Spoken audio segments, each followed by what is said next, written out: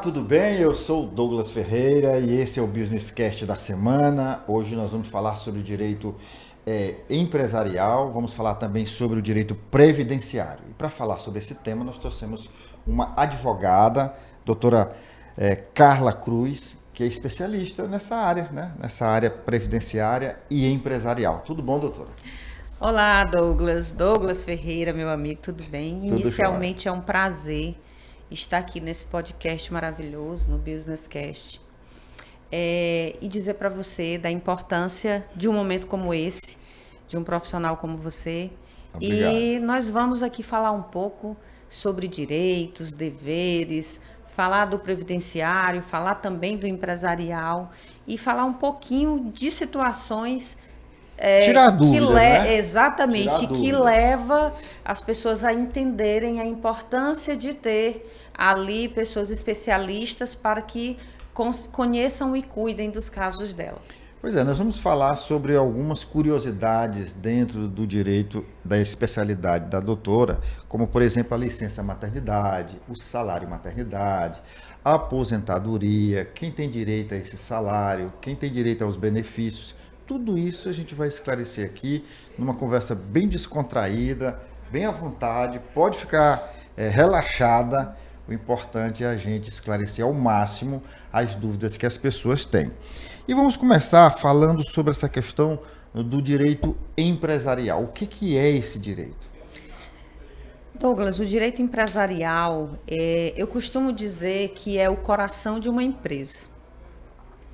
Porque se você não cuida do coração, a gente sabe que ele para. O restante do organismo complica, ele né? complica. Então, assim, os empresários, normalmente, muitas vezes, eles não têm a noção da importância do advogado empresarial dentro da empresa. Eu costumo dizer que o advogado empresarial, ele é para controlar, cuidar e dar o suporte necessário para que não aconteça o pior dentro da empresa. Ou seja, nós não somos bombeiros, nós somos advogados. Então, o nosso papel como advogado empresarial é cuidar para que não venham apagar o fogo, mas evitar que o fogo aconteça, isso, né? Exatamente isso. Porque o que acontece muito no mundo empresarial? Como não existe uma normativa legal, inclusive falando recentemente com alguns amigos, eu até falei sobre isso, que eu acho que está na hora da nossa casa, a Ordem dos Advogados, começar a trabalhar isso na legislação, de que o advogado ele seja essencial não só à administração da justiça, mas para as empresas. Vou dar um exemplo para você, eu também sou contadora. Tenho 15 anos de contadora e como contadora a gente sabe que existe a legislação que é obrigado, na maioria das empresas, um contador. E na advocacia, infelizmente, isso não existe ainda. Não existe essa obrigatoriedade da empresa manter, como mantém um contador, um contabilista, seja contratado exclusivamente para ela ou prestando serviço indiretamente. No caso do advogado empresarial, não existe essa exigência legal. Exatamente, não existe ainda essa exigência legal. Então, o que acontece na cabeça do empresário? O empresário, muitas vezes, ele pensa assim, isso é um custo. Eu não vou gastar com um advogado empresarial se eu não preciso dele. Minha empresa não tem problema, eu ouço isso muito por onde anda. Minha empresa não tem problema. Porque, infelizmente, muitos empresários, eles acham que o problema é uma ação trabalhista, por exemplo.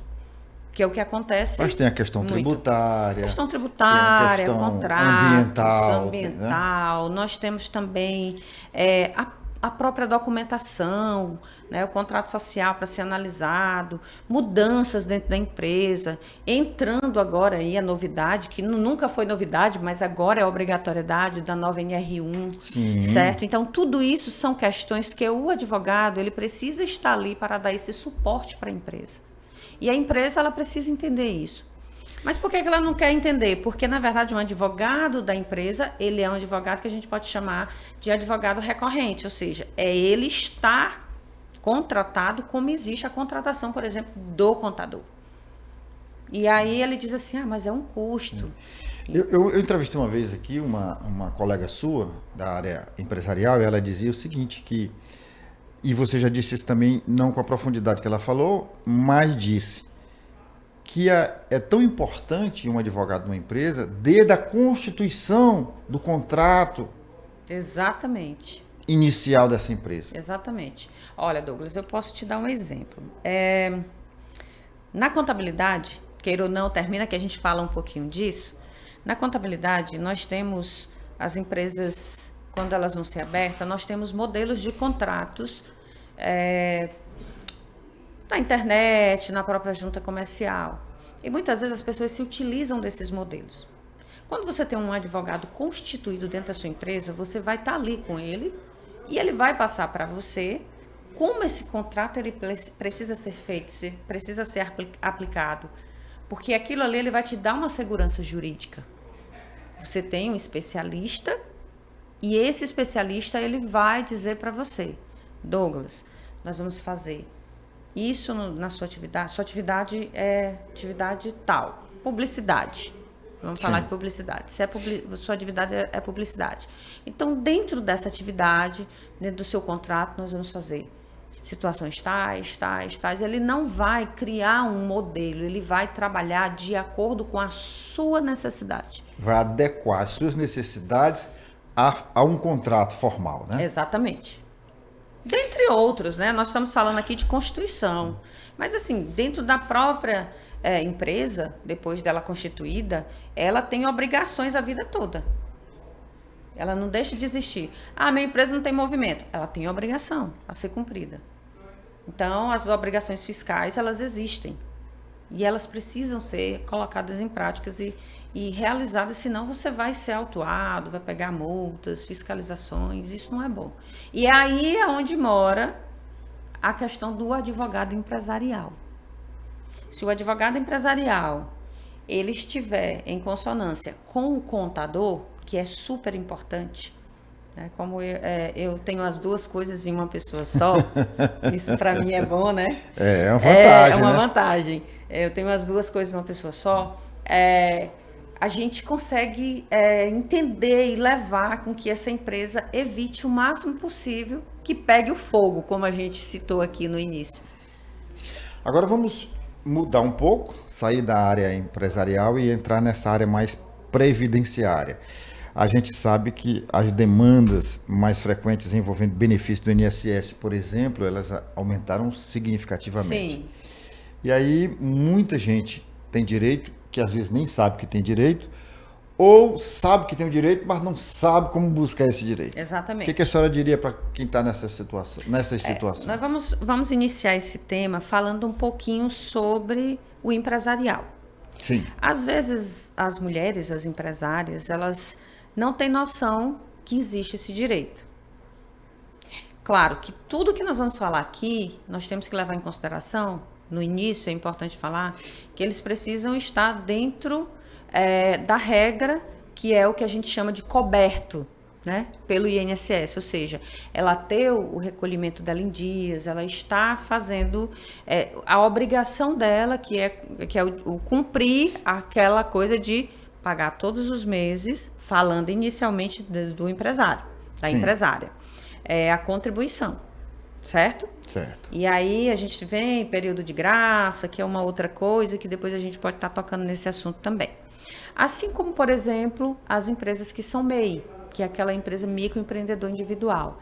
Ela também possui o direito. Por quê? Porque ela tem ali o recolhimentozinho dela todos os meses e o direito existe. E nós temos as pessoas que não estão enquadradas no empresarial, que são as pessoas comuns. Nós temos as pessoas que são CLT, que trabalham de carteira assinada, essas têm sim o direito, porque líquido e certo, né? Líquido e certo, porque o recolhimento ele é feito diretamente. E é compulsório, né? Exatamente, ele é descontado do empregado e o empregador ele tem a obrigatoriedade de passar esse valor para o INSS, falando de forma bem simples. E aí, nós tivemos muitas mudanças.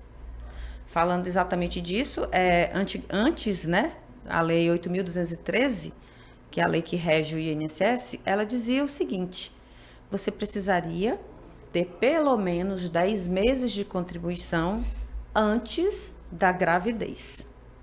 Isso para ter direito ao salário Isso para ter direito ao maternidade. salário e maternidade. E isso era geral.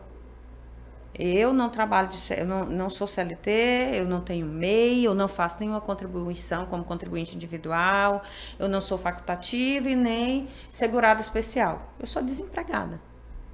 Que hoje também existe a possibilidade de recolher como dona de casa. Então, é muito amplo. O sistema do INSS, Douglas, é muito amplo, é muita informação. Nós teríamos que ter vários podcasts para falar sobre isso. Eu diria aqui que esse é um direito líquido e certo, inclusive para quem está desempregado, mas deve seguir alguns critérios e as regras, né? É importantíssimo. O ano passado, aconteceu uma mudança significativa e positiva no sentido do salário maternidade. Foi julgado uma ADI, ação direta de inconstitucionalidade, onde considerou que não é necessário mais esses 10 meses de contribuição, ou seja, a pessoa ela não precisa mais contribuir antes da gravidez. Eu engravido e nunca contribuí, sou desempregada. Eu posso, e também nunca contribuí das outras formas, como nós já colocamos aqui. Eu posso fazer uma contribuição única e isso me resguarda o direito de receber o meu salário maternidade. Por quê? Porque eu vou estar inscrita dentro das regras do direito do INSS, que é ter essa cobertura que a gente falou. E aí, com essa contribuição, com apenas uma, eu já vou ter esse direito adquirido. Essa foi uma das mudanças altamente importantes, porque o que acontece? A Lei 8.213, ela também diz que o direito da mulher a requerer esse benefício, ele vai até a criança completar os 5 anos de idade. No entanto, existe toda essas nuances que nós estamos colocando que precisam ser avaliadas, analisadas, né, e feitas de uma forma que antigamente tinha contribuição de 10 meses antes. Agora não. Agora não. Então, basta formalizar uma contribuição. Basta formalizar uma contribuição. Claro que tudo isso é como a gente está colocando. Existe, não é de qualquer jeito. Existe prazo para isso, existe os códigos corretos de como contribuir, no caso da desempregada, entendeu? Inclusive, também tem algo que é assim, de suma importância. Eu não contribuí quando eu estava grávida. E aí, doutora, eu posso ainda receber o meu salário maternidade, mesmo depois que o meu bebê nasceu? Pode. Ainda existe a possibilidade de receber. Que aí já muda de figura. De figura, de código, de tudo. Exatamente. Nós vamos usar um outro código, nós temos o tempo para isso. Ah, não, eu vou fazer só daqui a 6 meses. Você já perdeu o seu direito.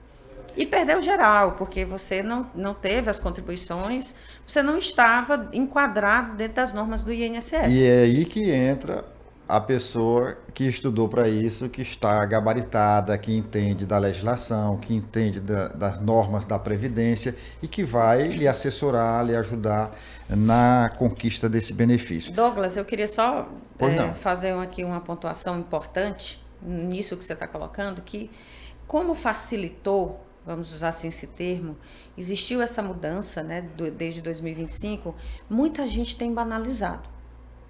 Quando eu falo muita gente, eu não falo nem só das mulheres, porque tem muita mulher que procura o profissional qualificado. Mas o que tem acontecido muito? Muitas pessoas que não são advogados, não são advogadas, e estão indo para as redes sociais, isso é fato. Eu já recebi vários vídeos sobre isso. E dizem que os advogados são ladrões, estão roubando dinheiro, que qualquer pessoa pode fazer. Ou seja, o INSS, ele existe uma instrução normativa. E quem foi que estudou aquela instrução normativa? Existem casos, por exemplo, de pessoas que deram entrada nesse benefício sozinhas e não conseguiram. Passou para advogado especialista, com 2 dias o benefício estava concedido. O que é que eu estou querendo te dizer?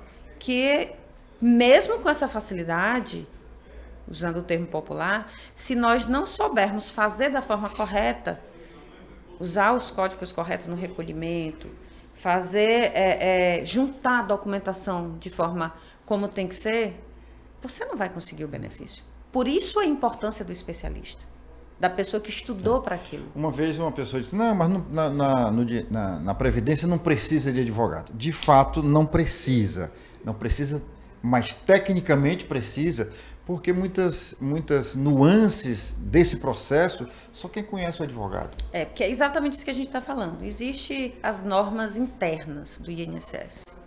Só para você ter ideia, até a forma como você peticiona, vamos usar o termo peticionar, que na verdade não é peticionar, mas é juntar os documentos no processo. Fazer a juntada, né? Fazer a juntada da documentação, existe como. Você não pode juntar documento de qualquer jeito. Na instrução ela fala sobre isso. Então, às vezes as pessoas, elas têm o seu benefício negado só pela forma do que ela colocou. Vou te dar um exemplo claro aqui vamos dar o exemplo de BPC. Um exemplo. Hoje tem acontecido muito, está muito em voga, muito em alta, o BPC autismo.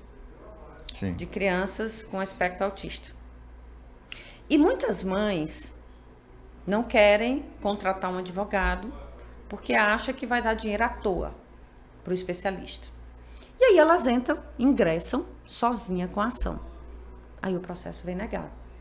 O direito existe. A criança possui o espectro autista, que não é uma deficiência, né, uma condição, como eu costumo dizer, mas é negado. Deveria não ser. Porque muitas vezes eles não sabem o caminho das pedras. O que o advogado vai fazer? O que o advogado vai me orientar a fazer sobre documentação? Do que eu preciso passar para ele? O que eu preciso fazer no período até sair a perícia que é agendada? Quais são as regras que a lei, falando de BPC, ela existe, é necessário para poder dar aquele direito? E tem um detalhe assim, altamente importante também a se dizer, infelizmente, o nosso INSS, né, nosso Instituto de Direitos Sociais, eles negam muito processos. Muitas vezes a criança está lá, ela tem o direito ao benefício. A mãe tem direito ao salário maternidade, dentre os outros benefícios que existem, mas é negado. É negado pelo perito. E aí, por isso que existem muitas ações judiciais. Por isso que está assoberbado aí o nosso judiciário de tantas ações. Agora, uma coisa é você lutar para conseguir o benefício. Outra coisa é ter o benefício cortado. Acontece muito, a senhora é procurada muito também por esse tipo de demanda? Acontece demais. Por quê? É como eu disse, existem as regras. Nós falamos aqui do BPC. O BPC, ele existe regras a serem cumpridas. As duas principais são a deficiência, que o BPC ele diz claramente, a deficiência e a miserabilidade, que eu acho, inclusive, esse termo, eu não gosto, eu acho ele muito forte, porque eu acho que ninguém é miserável ao ponto de ter que não ter como viver. Eu acho ele muito pesado, eu não gosto de utilizar. Mas, infelizmente, é o termo que está na lei, né? Então, tem que ter os dois requisitos. Às vezes, acontece da pessoa requerer um benefício do BPC, como nós colocamos aqui, e depois esse benefício ser cortado. Por quê? Porque ela não compareceu a uma perícia, que ela deveria comparecer, porque ela não atualizou o CAD único, porque pessoas dentro do quadro do CAD único dela começou a trabalhar de carteira assinada, aí existe o requisito da renda, que tem que ser cumprido.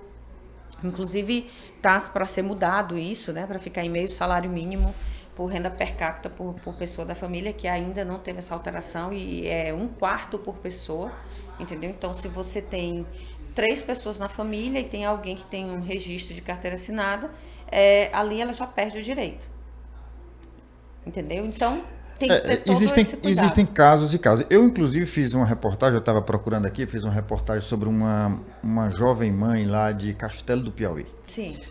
Ela nasceu cega. E teve o benefício, né? Do BPC. BPC Loas, né? Sim. E aí e ainda assim, ela nasceu cega e tem que anualmente fazer a confirmação De 2 em 2 anos. de 2 em 2 anos. É.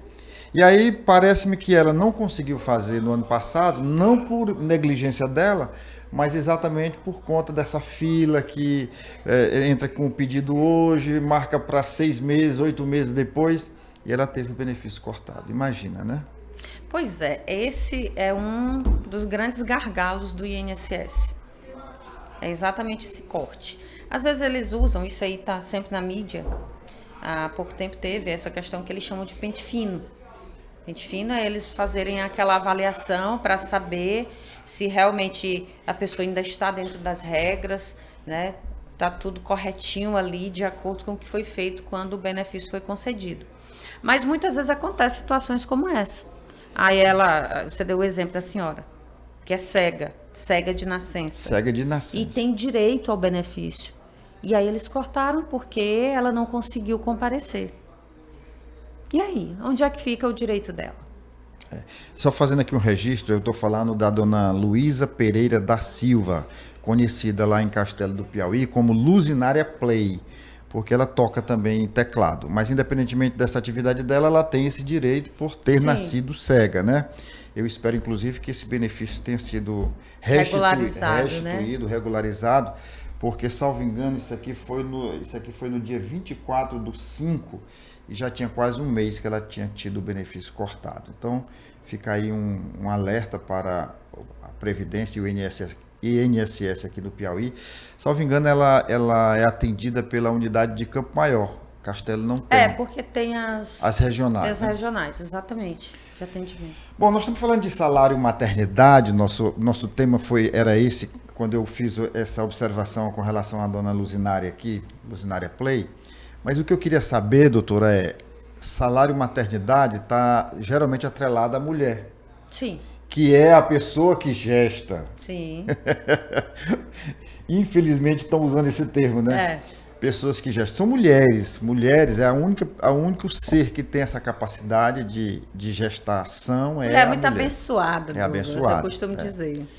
Então, a minha pergunta é, o homem também tem direito? Sim. Parece uma pergunta, assim, sem cabimento, mas a gente sabe que tem, né? Sim, é porque, na verdade, como existe a questão do gestar, né, do conceber, do parir, então as pessoas, às vezes, elas levam muito esse direito ao direito somente da mulher. Da mulher. Mas existe, sim, o direito ao homem receber.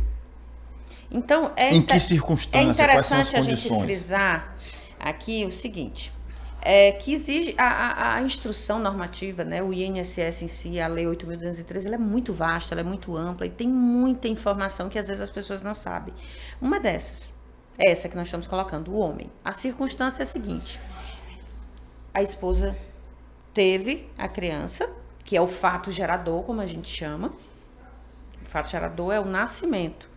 Ele vivo ou morto, porque também, depois a gente pode falar sobre isso, a criança, fato gerador, nasceu a criança. A mãe morre de parto. A mãe não teve como ficar ali. Não teve como sobreviver. Não teve como sobreviver. E aí o pai, ele pode sim, nesses casos, ingressar com um pedido de salário maternidade. E esse salário que são de 4 meses. Exatamente. Um e salário mínimo de 4 meses. Doutor, outra grande dúvida a gente já afirmou aqui que o homem também tem o direito do salário maternidade nessas condições específicas. E isso depende da criança ter sobrevivido, além da mãe ter falecido, a criança precisa estar viva? Não necessariamente. Existe também na legislação o que diz que quando se trata de aborto espontâneo, e não criminoso, isso é bem claro, a mãe ela também possui o direito. Também tem esse direito, ela né? também pode entrar, porque ela vai comprovar, mostrar que existiu a gravidez, porque na verdade é o fato gerador, como a gente disse, ela engravidou, teve o fato gerador, que foi a gravidez e o nascimento da criança. E o fato gerador é a gravidez e não necessariamente a criança, como já ficou claro aqui. Exatamente. Agora, outra dúvida muito frequente, doutor, é com relação àquela mãe, aquela gestante que está na CLT se tem direito a acumular esse salário maternidade do INSS. Pois é, isso também é uma novidade aí que chegou e muita gente não sabe desse direito, que é ser CLT, porque quem é CLT, explicando aqui um pouquinho, não sei se você tem o conhecimento como é que funciona, uma mulher que ela é CLT, todos os meses, como nós colocamos, é feito o recolhimento dela para o INSS. Ela contribui. Quando o bebê nasce, quando ela tem o direito dela, né, ela se afasta, que aí é o que a gente chama de licença maternidade. Quando ela se afasta na licença para receber o salário maternidade, certo? Ela vai receber pela empresa, primeiro ponto. Neste caso, o que ocorre? É a empresa que vai passar esse dinheiro para ela. E o valor é o INSS que paga. Continua sendo o INSS que paga, mas pela empresa. Aí lá na hora das obrigações, isso aqui eu já estou falando como contadora, é feita a redução e aí vai sendo diminuído ali da folha dele. Entendeu? Certo. E existe a possibilidade de receber um segundo salário maternidade pelo INSS, que aí vai na nova regra, que aí tem tempo para isso, tem código certo para fazer essa contribuição, tem tempo certo para fazer. Não é em qualquer tempo, não é no momento que, não, meu neném nasceu, eu vou esperar daqui a 2 meses, 3 meses. Infelizmente, se você esperar, você vai perder. Então, seu bebê nasceu. Eu, inclusive, sugiro muito, eu sempre, quando eu falo nas minhas entrevistas ou nos meus posts, eu sempre digo isso, deixo muito claro. Procure um profissional. Procure um profissional o quanto antes. Se informe. Alguém especialista, alguém que conhece sobre isso. Que ele vai te orientar o que é que vai ser feito, como tem que ser feito, qual o tempo certo disso fazer. Disso ser feito. Porque se você não tem essa orientação, você vai perder. Diga-se de passagem, Douglas, isso tudo está dentro da lei. Isso aqui não tem nada. Não, eu vou receber 2 salários maternidade. Será que isso é legal? Totalmente legal. Está lá dentro da legislação, dizendo que isso é capaz e existe essa possibilidade de ser feito. Agora, nós estamos falando de trabalhadores urbanos e os rurais. Os rurais, né, também possuem o mesmo direito. A única diferença é que o trabalhador rural, nós estamos falando aqui, porque também a seara rural ela é bem ampla. Existem várias, então nós vamos falar aqui do principal, que é aquele, que é o segurado especial, que ele vive em regime de agricultura familiar ou individual. Não necessariamente só em regime de trabalhar junto com a família, também tem as pessoas que trabalham sozinhas e possuem o mesmo direito. A diferença do urbano para o rural é porque o rural ele não contribui, desse que eu estou falando, que existe um outro rural, né, que também rural que pode contribuir, como existe o rural de carteira assinada, também, né? No caso da agroindústria. Exatamente, mas o principal aqui é o segurado especial. Que dentro do segurado especial nós temos... O caboclo, o homem da roça, né? Exatamente. O homem e a mulher da roça. Aquele que planta, aquele que está lá com a enxadinha dele, cuidando dos bichos, né? Essa pessoa que nós estamos falando dela nesse primeiro momento. Também possui esse direito. A diferença é, eles não contribuem para o INSS. Eles não fazem como as pessoas que são do urbano, que precisam ter aquela contribuição. Pois me diga, doutora, como é que esse pessoal vai comprovar? Aí é onde vem a documentação, que é outro gargalo do INSS. Porque, infelizmente, a pessoa do campo, Douglas, muitas vezes ela não sabe que ela precisa comprovar através de documentação. E eu não posso. Eu sou da roça e aí eu quero dar o exemplo da aposentadoria. Aposentadoria para mulher, 55 anos. Tenho 55 anos, vou fazer a minha contribuição, vou fazer a minha aposentadoria. Eu não tenho um documento de anos, né, dos 180 meses, que a lei diz que você tem que ter, contribuindo que eu sou da roça, comprovando que eu sou da roça. E aí, nesse caso? Infelizmente, muitos trabalhadores rurais, eles perdem o direito por não ter também essa consciência. E que tipo de documentação seria essa? E eu não culpo Eu não culpo, porque a maioria das pessoas que são da roça, elas não têm essa cultura, elas não têm esse entendimento, elas não têm esse estudo. É por isso que sempre quando vai alguém ao meu escritório, desculpe, e conversa comigo, mesmo que ele não vá buscar um trabalho, uma atividade rural, eu oriento. Olha, você precisa começar a construir a sua linha do tempo. Quais são os documentos? Aqui a gente tem vários documentos que podem ser utilizados como prova. Quem tem terreno, ali já é um documento comprobatório. Já tem o terreno da roça, o registro do imóvel. Pagou alguma contribuição, como é ITR? O ITR. Aí ele faz o ITR. ITR é documento que comprova. Ah, mas eu não tenho terra. Eu não tenho dinheiro para comprar uma terra. E aí, como é que eu vou ficar? Existem vários contratos, né? Contratos de arrendamento, contratos de comodato, dentre outros, que são contratos que comprovam que a pessoa é trabalhadora rural. Mas atenção, isso aqui é o que eu digo para as pessoas que sempre falam comigo, ou até pessoas que eu conheço, não necessariamente clientes, porque eu tenho um amigo até que diz, né, fazendo aqui uma brincadeira, ele diz assim: Carla, você precisa ter o coração mais peludo. Você tem um coração muito bom, você precisa ter o coração mais peludo. Por quê? Porque eu tenho isso. Porque eu acho, Douglas, que se eu posso dar a alguém uma orientação, independente de ela estar fechando comigo um contrato ou não, isso vai ser bom para aquela pessoa e vai ser bom para mim também, porque eu estou sendo útil. Se ela vai no futuro dizer assim: ai, a doutora Carla me deu essa informação, eu vou levar o meu processo para ela, claro que eu vou ficar muito feliz. Se não, eu também vou ficar feliz porque ela vai estar bem. Então, eu vou fazer um comodato, por exemplo. Eu sou da roça e você é um fazendeiro que tem 20 hectares de terra. E eu chego para você: doutor, eu não tenho terra, eu preciso plantar, eu preciso colher esse plantio para me alimentar com a minha família. Porque isso é considerado a questão da agricultura familiar, que é a plantação que você faz para a sua subsistência. Por isso que não tem recolhimento. E aí eu digo: doutor, eu quero saber se você pode me ceder uma parte da sua terra. Não, dona Carla, eu posso sim lhe ceder. Então, você vai fazer comigo o documento, um deles, né, que são vários, o contrato de comodato. Nesse contrato de comodato, ele vai ter prazo, vai ser como? O terreno não é meu, o terreno é seu. Você está me cedendo ali 2 hectares de terra para que lá eu plante, eu colha, eu cuide. E esse contrato de comodato, por exemplo, é um dos documentos que é de suma importância.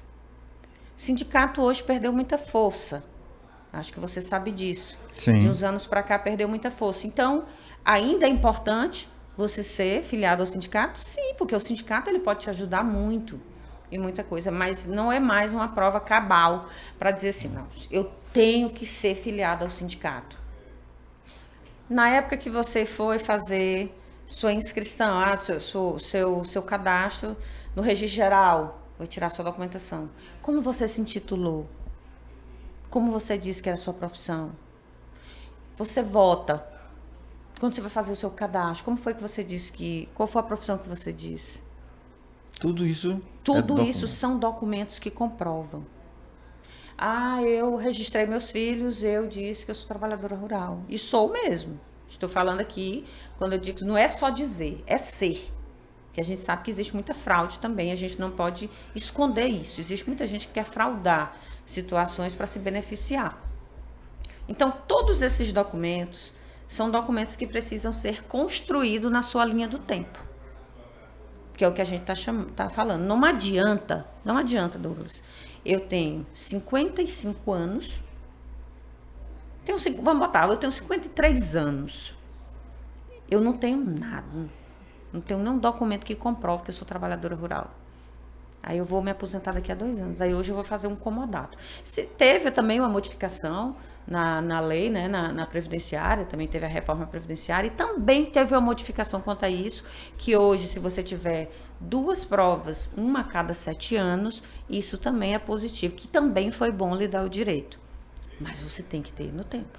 Tem que correr atrás. Não pode ser uma coisa para dizer assim, eu vou fazer hoje. Da mesma forma, voltando para o que você me perguntou sobre o salário e maternidade, nós também precisamos comprovar. Aí nós temos aquilo que a gente chama, falando do rural, das provas emprestadas. Eu utilizo muito isso. O que são essas provas emprestadas? As provas emprestadas que a gente chama, né? São as provas dos pais, por exemplo.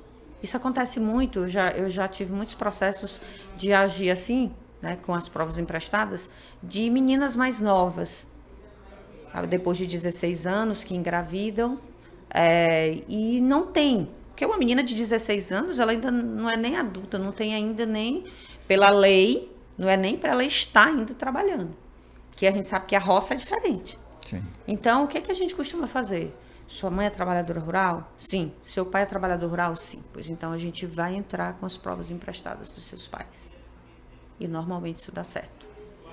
Claro que, como eu estou dizendo, eu sempre gosto de frisar, não é de qualquer jeito, não é qualquer coisa. O que a gente está discutindo aqui, deixando isso de forma bem informativa, que existem as possibilidades, mas que ninguém faça isso de forma que seja sozinho para fazer a coisa errada.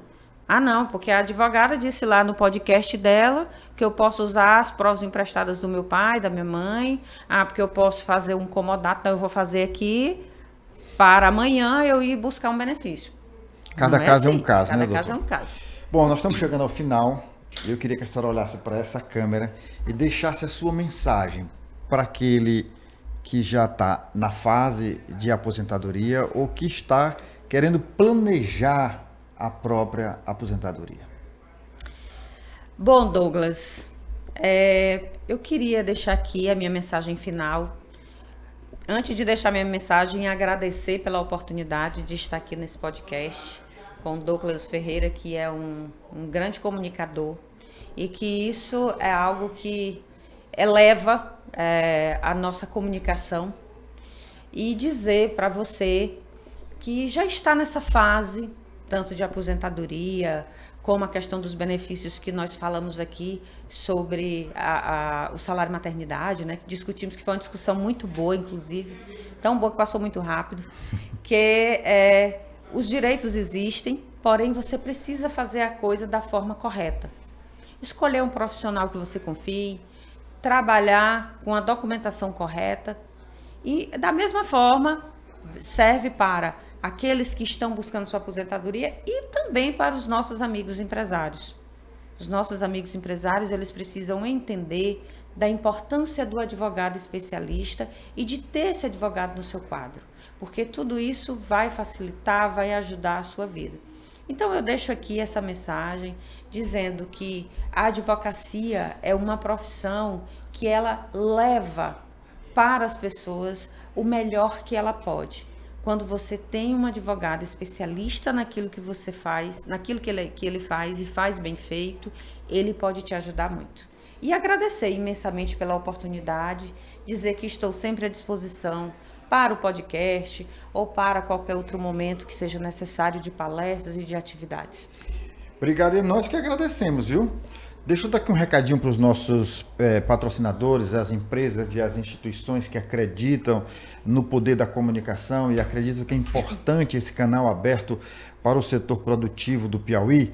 Eu estou falando, por exemplo, da Estrada Mob, que é uma empresa genuinamente piauiense, embora já esteja atuando fortemente também no estado do Maranhão.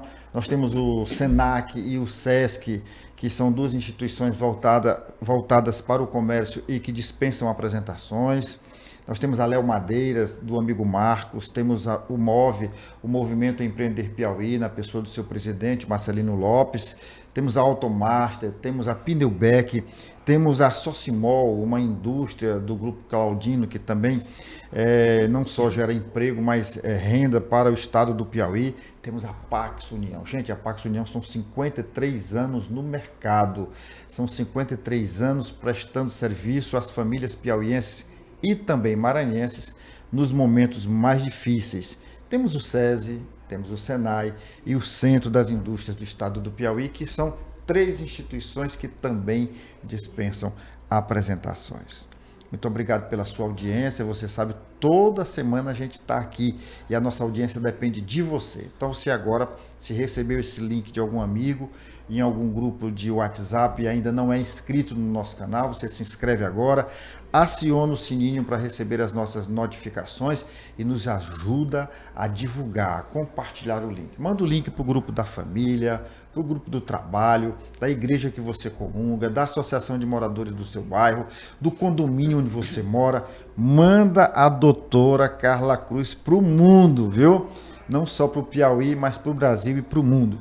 E você sabe, toda semana a gente tem um episódio novo e eu conto com a sua audiência. Doutora, muito obrigado por ter atendido o nosso convite e sempre que precisa a gente vai recorrer à senhora para mais esclarecimentos. E eu agradeço imensamente, Douglas. Obrigado. Por esse convite. Gente, até semana que vem. Um forte abraço.